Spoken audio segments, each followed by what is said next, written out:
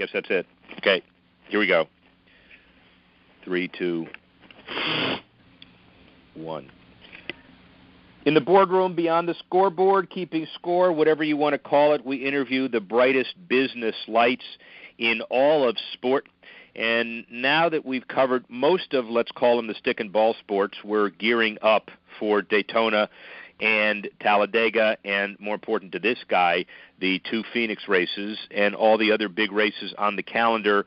The first year of Monster Energy being involved, first year for a lot of different stuff, but also a big friend, a very important guy in the Valley of the Sun, mega events, rising star, already risen at International Speedway Corporation, the guy that runs Phoenix International Raceway, one of the brightest minds in the industry, Bryan Sperber. How's that for an intro? That is fantastic. I hope my interview can live up to that billing. It'll live up to it and even more. So we've been doing stuff around public-private partnerships for a long time, and it's always the ones that get kind of the biggest experimental commitment are the highest visible, but frankly, a new horizon for ISC and for NASCAR. Phoenix International Raceway undergoing a huge, massive facelift/renovation, classic public-private partnership. Why don't you tell us about it, Bryan? Sure. Well, this is really the second chapter in Lisa France Kennedy's vision. Of course, I'm sure your listeners know Lisa's grandfather founded NASCAR, and she's the current CEO of International Speedway Corporation, our parent company, and ISC, which is publicly traded, owns 12 racetracks around the country, including Daytona. And a number of years ago, Lisa really had a vision of massive redevelopment, reinvestment in some key properties in the portfolio. And the thinking there is that it's quote-unquote impact capital. So in other words, if we could put a lot of chips on the table at one venue versus spreading small but not insignificant, but smaller amounts around to all 12 tracks, we'd have an opportunity to really move the needle, and that was the thinking a number of years ago. And so Lisa made the commitment, and the board backed that commitment to do a $400 million reimagining of Daytona International Speedway, which was a massive undertaking for the company. And that opened up last year, February, at the Daytona 500 to rave reviews. It was really a project that changed the perception of the industry. It changed the norms of the industry, and really ushered in a opportunity for a lot of innovation on the racetrack/venue side of things. And so that project now is off and running very, very successfully. In fact, across the street, that project has sparked a mixed-use development called One Daytona, which is all coming together. And I think the Bass Pro Shops there just had its grand opening last night, if I'm not mistaken. But this coming week for the Daytona 500, it's going to be a real coming-out party for that second phase there of Daytona. But Lisa's bigger vision was really to have this impact capital start to play out at other venues, and Phoenix is up next. And so I really view us as the second chapter of that. Now, our project will be quite a bit different than the Daytona Rising project in that, our venue is going to have an opportunity for upgrades, not only in the seating area, which is what we did at Daytona, but also in the midway. We are opening up a brand new tunnel, and we're creating a real leading-edge experience in the infield, which I think the fans in the industry alike are really going to embrace. And so it's a little bit of a different animal. Our track is much smaller. Daytona is 2.5 miles around. Ours is 1 mile around, and so that presents some opportunities to do some things maybe a little bit differently as well. We broke ground last Saturday, and so there's no turning back. I told our staff, I said, well, I just charged up $178 million on our credit card, and now we've got to figure out a way to pay for it. So we're off and running. And the bottom line of seeing Bryan Sperber out there with the hard hat and a shovel is too compelling to ignore. But ladies and gentlemen, it is something that signals a brand new day for Phoenix International Raceway, and more, I guess appropriately, the whole notion of public-private partnerships and what kind of investment it is and what that means for return. We often talk about mega impact events, and in your region, we'll be seeing you around the Final Four. Clearly, that's a big time for you and for those of us who like mega events. You just had your Super Bowl. Obviously, Phoenix and the Phoenix area understands how to do big events. I think what gets lost in it are the economic impact of what happens at PIR twice a year. So talk a little bit about how you measure those economics, and not necessarily how it stacks up with the other sports, but just that it's on the table. Sure, Rick. Yeah, I think our events have over the years started to get the attention that I think that they deserve from the community leaders. In fact, I was just with Governor Ducey and 7-time NASCAR champion Jimmy Johnson yesterday for an event down at the Capitol, and the governor was kind enough to point out to the media that having Phoenix Raceway and the 2 NASCAR events that we do on our calendar is really like having 2 Super Bowls a year in Arizona, and certainly the economic impact is felt throughout the valley, and it really rings the bell for the hospitality and tourism industry in a big way, and that's very tangible. And so we hear from hoteliers, we hear from restaurateurs, et cetera. But also I think that comes along with it is another aspect that really pays dividends for the state, and that's the national media coverage. So for a given race weekend, we'll have multiple national broadcasts. For example, in the spring with Fox anchoring the broadcast, but also FS1, which is not an insignificant national cable channel, and then the NBC family in the fall. And so imagine this time of year where much of the country is freezing cold and there's snow and ice, and they're seeing images of sunsets and short sleeves and here in the valley. And so I think that really inspires a lot of folks to put the valley and put Arizona on their list of must-do travel. And so we think that having these 2 races really helps drive the tourism industry here on a year-round basis, and really raises the profile to our audience, at least, of Arizona and all the great things that we have here in the state. Now, I'll mention one other thing, because we did talk about this yesterday with the governor as well. That's kind of an ongoing thing, right? But the investment that we're making in Phoenix Raceway, which we announced about 2 weeks ago, 2.5 weeks ago, is $178 million. That is private money, and that's coming from our parent company in Florida. And so we quite literally are writing a check, and that money is being spent, imported, if you will, into Arizona. And so that's direct out-of-state, hard dollar investment. And so I think that really, really resonates with the community and business leaders here in the Valley in an era where many in the traditional sports market are raising the specter of additional taxpayer money, et cetera, et cetera. Here our company has stepped up and has written a $178 million check that will put many jobs on the activated around that project and bring new dollars into the state of Arizona. So that's been really well received. Well, and Bryan, they did it in Florida too with the $400 million for Daytona. Interesting local question. Then we'll get back to national.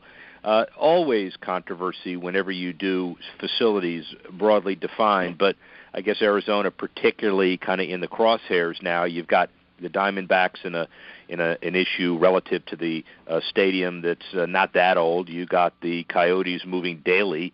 You've got other situations going on, and so did you get lost in the shuffle? Do you understand how important it is to you, meaning the political folks in Arizona, understand how important it is to keep what they've got now because of who you are and what you do?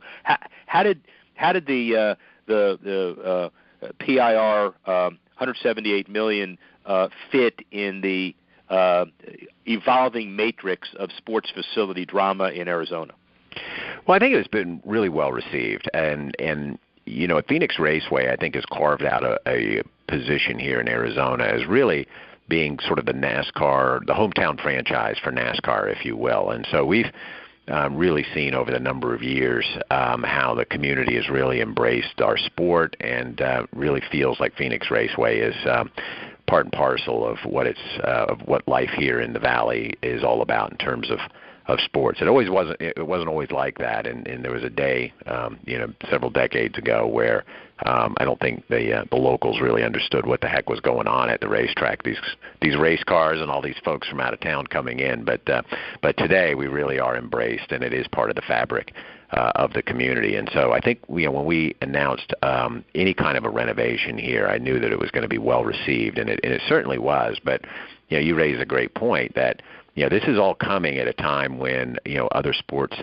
venues are raising their hand about needing to redo deals that are publicly financed, and so that certainly is going to be a point of a lot of controversy, a lot of conversation in the community, and in our case, where it's a direct investment coming from out of state, it's a huge win for the state. It's a huge win for sports in Arizona, and I think it's a story and an opportunity that the whole state can really get behind, and so far they have. Well, anytime anybody hears any noise of race engines, it's dollars. Let's not all forget that. And let's also shift to national. We've done local a little bit, regional a little bit. The whole opportunity for the sport to take the next step. Some cynics would argue that it is an interesting transition between Sprint and Monster Energy at the top sponsorship level, got TV issues, attendance issues. How do you feel generally about the business of NASCAR/ISC heading into Daytona? Well, we're really bullish. I think that clearly there's a transition, and so there's sort of behind the scenes things that are going on. But really as a public-facing opportunity to be able to bring a brand like Monster into NASCAR and as the series sponsor can, in my view, can only be viewed as positive. It's certainly a brand that resonates with a younger demographic. It certainly is a brand that, when you think about it, the word fun sort of leaps to mind, that their brand is all about fun. It's all about having a great time and energy. And so that is really what we want people to think about when they think about NASCAR. And so I'm really looking forward to the types of partnerships and promotion that Monster will be able to bring to the series. I was thinking about this the other day too, is that we kind of get into a little bit of kind of business as usual, and we've had a great sponsor like Sprint for so many years. I think they were here for 15 years with the series. You kind of get into this groove of the kinds of programs and promotions that you run, and certainly we've had some success with those. But when you have a new face like Monster coming in, they're going to look at things differently. They're going to challenge the status quo, and they're going to push, I think, our industry to do some things that are going to be different, going to be exciting, and I think will ultimately please and delight our existing fan base, and I believe will attract new fans to the sport. So I think the short term and long term looks really bullish for NASCAR. International Mexican driver jumping on the scene, diversity, the Drive for Diversity program, obviously very important. Forget this political environment, very important from a long-term business perspective of NASCAR and ISC. Agree? Totally agree. Daniel Suarez, who's now going to pilot the number 19 car for Joe Gibbs, came up actually through the NASCAR Mexico Series, and that's a series that's been running south of the border for, I guess, about 8 or 9 years, maybe 10 years, with little fanfare in the U.S. Most race fans even don't know that series exists. And quietly, it's starting to produce some great drivers. We were fortunate enough, actually, coincidentally, at Phoenix, to be able to host the only U.S. appearance of the NASCAR Mexico Series for about a 3-year span, and we'd certainly love to get them back. But during that time, young Daniel Suarez ended up winning one of our races, and so we were fortunate enough to start to light off a relationship with Danny and have been big fans of his and watched his career as he's made his way up through the Xfinity Series, which, of course, last year he won the championship, and now has landed that plum ride in that number 19 Toyota for the coach. So all eyes are going to be on Danny. And the nice thing about what we've seen with the trajectory of his career is that this hasn't been manufactured in some boardroom with a bunch of CMOs. The kid can drive. And he's an excellent driver. He's proven that at the Xfinity Series and really every level that he's competed in. And he's just a fine young man. And so, to having Danny already having some success and being in a really great car that's capable of winning, I'm really going to watch with great interest what he does this season. And I think, if he can start to have some success at the Monster Energy Cup level, that's going to continue to, I believe, introduce NASCAR to even newer demographics in this country. The American Latino audience for our sport, like any sport, is an important market. And I think that they may be aware of us, but maybe not to the extent that what Danny could do with some success on track. And so I'm optimistic that I think that his career is going to be very successful, and I think because of that, that will open the opportunity for us to welcome in a whole new legion of fans, and I'm really looking forward to that day. A couple more from the boardroom perspective. Television ratings, attendance, stable, concerned, worried, everything okay? Yeah, I think it is. It's an interesting time in sports. I believe that all the major sports are really going through this period of time where demographics are changing, where media is changing, how millennials consume sports is rapidly changing. I joke that I live with a 16-year-old. He's my one-person focus group, and so I really see firsthand every day how younger kids interact with sports of all kinds, and there's no question it's going to challenge all of us.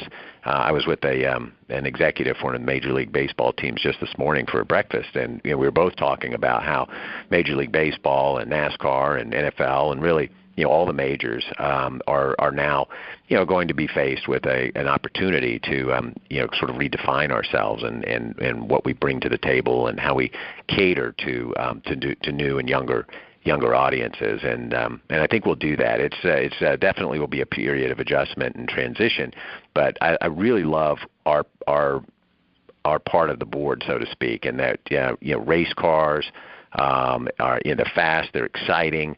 I think it translates really well for video games. It really translates well for virtual reality, for all sorts of video applications digitally. Our stars are very engaged on the digital platforms of social media, and so I think all that bodes really, really well for us in the future. And so again, I think we're gonna have to go and see how this all works out. But I think we're well positioned to be a sport that will be embraced by the younger generation as time goes on. Well, and the last business question relating to that is Foursquare there, and we ask people of all sports to talk about measurement relative to the traditional ratings and how they are fairly antiquated these days. And you go from Super Bowl to mega events and you read the doomsayers, nobody watches anything anymore because television ratings are down traditionally, but yet a new measurement system, I guess, has to come to measure eyeballs, no matter if they're in bars, on video games, on iPhones, on iPads, or on televisions. And it sounds like NASCAR is trying to stay ahead of that game. I think we are, as all the sports I believe are working hard in that area, is just to be better positioned for the wants and needs of our future fan. But in terms of measurements, I think you're right. There's a word that's now being used, engagement, which really means that we are now starting to measure, as we have, I guess, for the last several years, what kind of traffic do we have, so to speak, on Twitter, on Facebook, kind of all the different social platforms, Snapchat, et cetera, the web, and television now becomes a component of, not the only measurement of. And so TV plus all these other areas are now being measured under the term engagement. And I think that's the right way to look at it because, as you point out, fans are interacting with our content in so many different ways versus just plopping down on the couch and and watching a race with a cold beer. I mean, I still like doing that, but I'm kind of in the older demographic. But that's my default, certainly, is to go to that way of consuming. But for the younger audience, they love their devices and they're on the go and they can really interact and engage with our sport in so many different ways. And so we're looking at that, and we're starting to track that successfully, I believe, and that I believe that metric will end up being the metric that I would think will really guide us from a marketing perspective for years to come. Finally, most important question of the interview, where do your Florida State Seminoles go in the NCAA basketball side, and what is life like without Jameis Winston on the football side? Football is great. I'm very excited about what's happening in Tallahassee on the football side and on the basketball side. I tell you, it's been a long time since you could say Florida State and Final Four in the same breath. And I think these young guys really have the eye of the tiger, and I think they have a shot to make a run at it. So I'll be watching. All right, well, the deal is that when I'm there for the Final Four, if Florida State is there, I will sit with you. How's that for an offer? That is fantastic. Boy, the best offer I've gotten in the last 15 minutes. Best offer he's got in the last 3 minutes, ladies and gentlemen. Bryan Sperber, the guy that runs PIR. Thanks very much. Thanks, Ray. All right, man. Etched in stone. So are you coming down here or not? Yeah, I'm leaving tomorrow, so I'll be down there for the whole week. We obviously need to catch up. So why don't you call me when you have a little bit of free time, and I'll come up and see you. We'll do something. Yeah, do you want to book it now? Yeah, let me figure out. I'm supposed to be in Washington through Tuesday, Wednesday, so let me see if we can do Thursday or Wednesday night or whatever. What do you think is convenient? As it gets deeper into the week, it's harder. They've got us buried with there's tons and tons of meetings. So I'll fly from Washington to Daytona, but let me know if Thursday is off limits, and if it is, we'll do it when I'm in Phoenix 2 weeks from now. Let's do it when you're in Phoenix. Okay. Yeah, so you're coming in for I'm coming in for Final Four, but when is the race? Oh, Final Four is not till April, right? Yeah. So yeah. Our race week is the 18th and 19th is the weekend. Yeah. Okay. I'll be in. So okay. I'll let you know when either the Wednesday or probably the Wednesday is better for you, or the Thursday or the Friday. Either is good. Yeah. Either's great. All right. We'll look at Thursday, the 17th or 16th, and we ought to catch up on a lot of stuff before then, too. Yeah, I'll give you a call later. Maybe I can catch you in between on the mobile. And then also we signed DC Solar to be the sponsor of the construction project. Oh, good. So maybe if your schedule works, we could figure out a way to interview them. Yes, the schedule will work, because we ought to do what we're doing is we'll do this one for Reuters next week, key to the race in Daytona, and then I'll run it on NBC the week after. Tanner, you're listening to me, you're hearing this. And then we'll do another one before your race, and we'll do it on the same kind of rotation the week of the 12th and 13th, and we'll run it the 16th, 17th. So okay, that's great. Would you mind having somebody just shoot me a little one-sheeter on all the different media outlets that those interviews would run?